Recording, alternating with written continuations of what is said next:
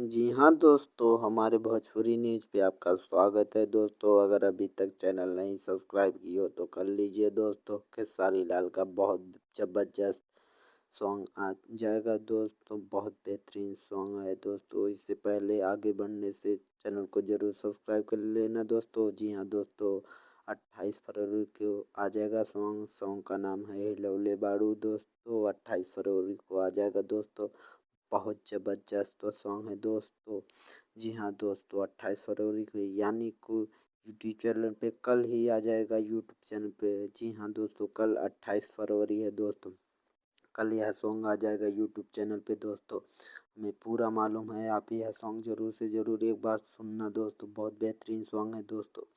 अगले वीडियो में हम बताएंगे कौन सा सॉन्ग कब आएगा, किस सिंगर का दोस्तों। तब तक के लिए चैनल को ज़रूर से ज़रूर सब्सक्राइब कर लेना दोस्तों। धन्यवाद दोस्त।